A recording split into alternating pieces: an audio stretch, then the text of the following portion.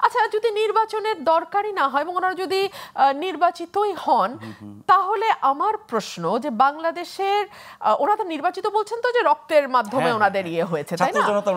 নির্বাচিত করেছে, হ্যাঁ। মানে সিলেকশন আর ইলেকশনের মধ্যে উনি গুলিয়ে ফেলেছেন। ফাইন, আমি সেগুলো মানলাম।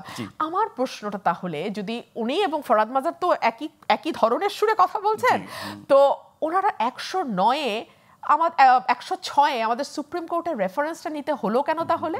সংবিধানের 106 অনুচ্ছেদ অনুযায়ী তো রেফারেন্সটা নিতে হয়েছে, রক্তের উপর দাঁড়িয়ে তো হয়নি শপথ নেওয়া, তাই না? সেই প্রশ্নটা তো রাখতেই পারি। এই যে 5 বছর 10 বছর যতদিন খুশি যতদিন বেঁচে থাকবেন, এই যে কথাগুলো আসছে, এবং আপনি বলছিলেন যে প্রেস সেক্রেটারি এই ধরনের স্ট্যাটাসগুলো আবার শেয়ারও করছেন, কিন্তু প্রধান উপদেষ্টা আসলে এগুলো চান না। 5-10 আজীবন এগুলো উনি চান না, সেরকম কোনো বক্তব্য তো আমরা শুনতে পাচ্ছি না। তার মানে কি এই সব বক্তব্যে ওনার সায় আছে এরকম? আপনি কি মনে করেন যে ওনার অফিসের সায়, আমি ব্যক্তি প্লাস অফিস, সায় না থাকলে এটি হতে পারে?